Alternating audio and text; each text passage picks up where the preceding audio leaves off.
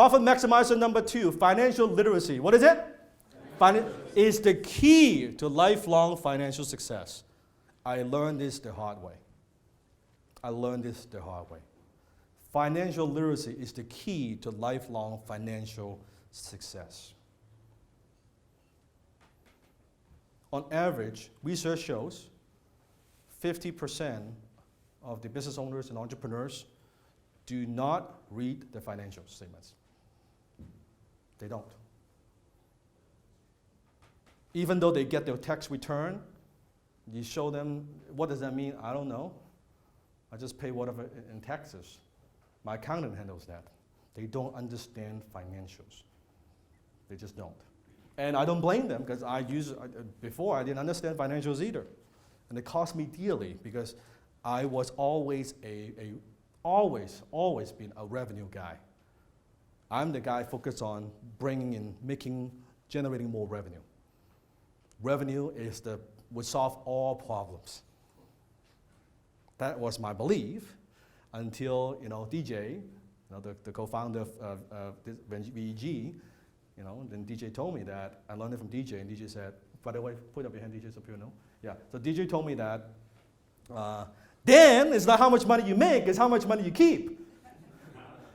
And I thought, oh, come on, man, buddy, we can always make money, because I'm good at making money. I can always generate more revenue. And then when he showed me some of the numbers, when I'm writing some of these checks, okay, maybe we should look at the numbers a little bit, just to see when I'm writing these big checks, something that's wrong, that I'm paying everybody else, like for any kind of, like for this, let's say for this project, well, everybody else gets paid more than me, something is wrong here. Don't like those numbers. How many of you have done that before? Yeah, do a project, everybody gets paid more than you, right? Something is wrong. So Warren Buffett said accounting is a language. Is what? Language of business. Accounting is the language of business. Accounting is the language of business. So if you don't speak the language, how do you expect to win the game of business? How do you expect to win the game of business? And that's coming from Warren Buffett. Has Warren Buffett earned the right to teach some of this stuff? Yes. Oh yeah. Love Warren Buffett. You see, today I have a lot of quotes from Warren Buffett, actually. So imagine this. How many of you have been on an airplane before? Okay, how many of you have been on an airplane where you walk up to the plane and as you have your luggage, your handheld, and then you walk by paths when you enter the plane, and sometimes you see the pilot there, yes? He's greeting the people, right? Say, welcome to WestJet, welcome, here's the seat, great.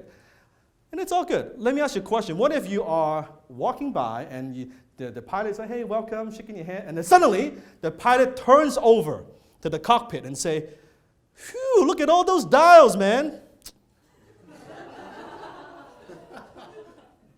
Good luck. Now, what would you do? You'd be like, stop, get me off the damn plane, right? So you think in terms of, what does that mean? What does that mean? So a lot of entrepreneurs, they are flying, that's their business. They're flying this plane. They have no idea if they're off course.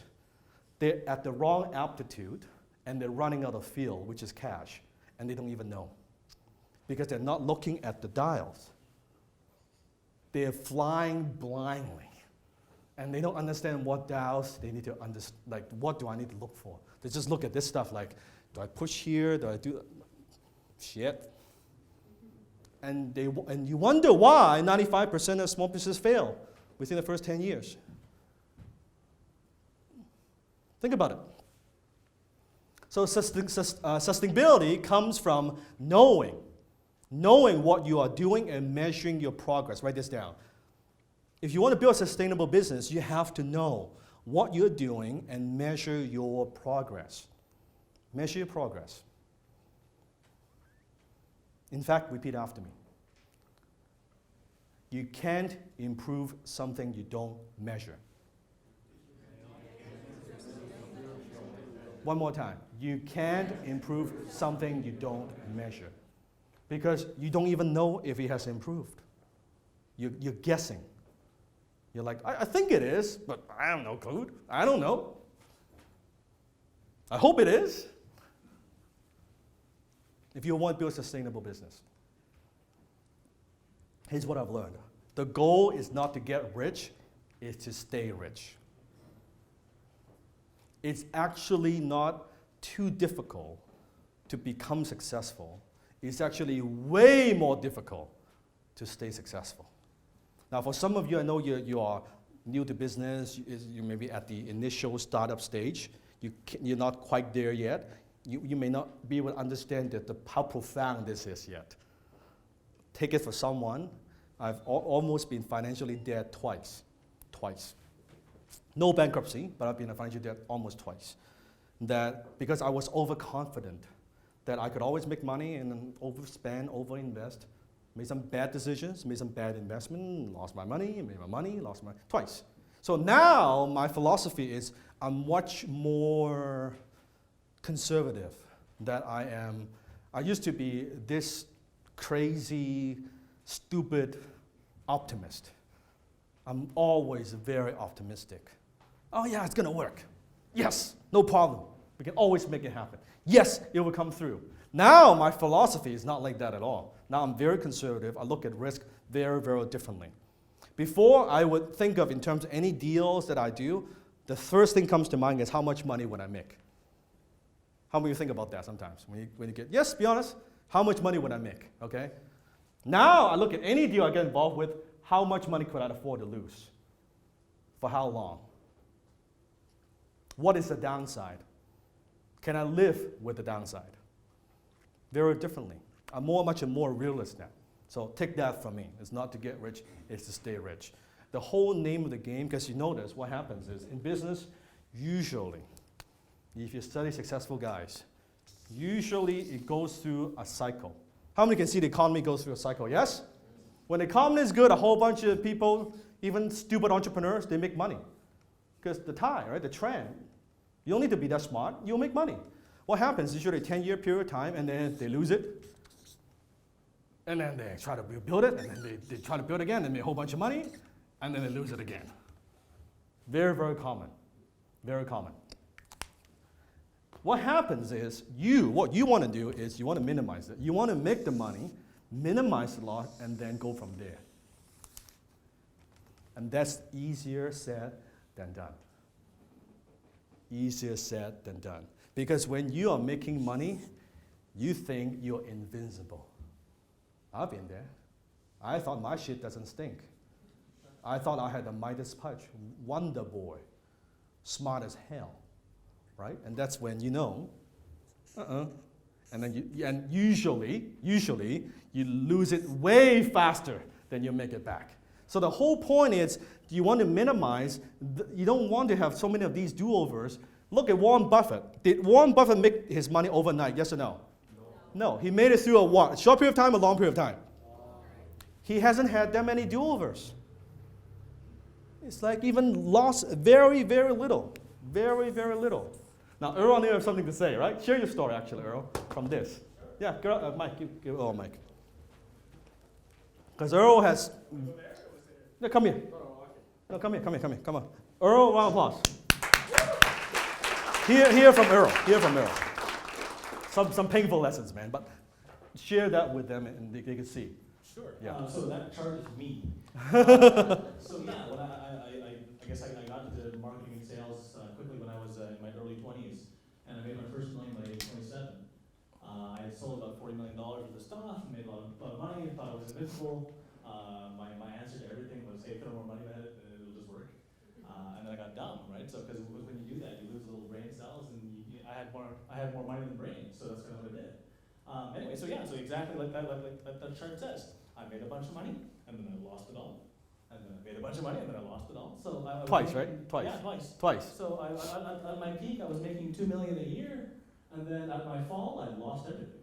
So almost went bankrupt twice. Now, let me ask you a question. I haven't gone yet, but yeah. When you lost it, how long did you stay here? The first time wasn't so bad. The first time I only stayed there for maybe 3 to 6 months. Okay, 3 to 6 months, okay. The second time was when I lost my shirt. I lost $40 million, so I stayed there for like 3 to 6 years. Yeah. So it took a little while. So you didn't just lose your money, you lost what? Oh, I lost my will, my power, everything. So yeah, Yes. so completely. But the funny thing is, I'm on the way back up, thanks to Dan, actually. Yes. Yeah, thank you. And yeah, so and then the hilarious thing is it's actually coming up faster than the first time. So Yes.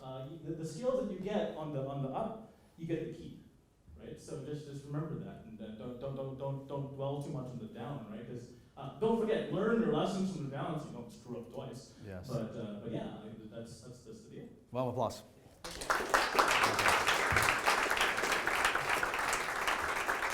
And yes, it's very true. Yes, DJ, buddy. I just wanted to say, I mean, some people think this Mike? only happens to young entrepreneurs. So, I mean, Dan, I've known Dan for almost 10 years. I know a lot of entrepreneurs in the 50s and 60s. 1 second, 1 second. Get a mic. Make sure they hear it. Thanks, bud. Thanks. So, a lot of people think this only happens to young, inexperienced entrepreneurs, right? Yes. Dan and I've known a lot of entrepreneurs over the years. A lot of people, I don't want to say their names here, that are rather famous in, let's say, the marketing world, for example. I know a lot of entrepreneurs that just took too much risk in their 50s and their 60s and lost it all. So this is not a problem that just happens to a young, inexperienced entrepreneur. This can happen to an experienced entrepreneur. And the natural tendency of an entrepreneur is to take risk, which is good, but it's also the Achilles heel a lot of these times, because these people have been very successful at times. A few examples, some people that ran some infomercials. I mean, I know people that made almost $100 million in 1 year running an infomercial. That's a lot of money when you think about $100 million, okay?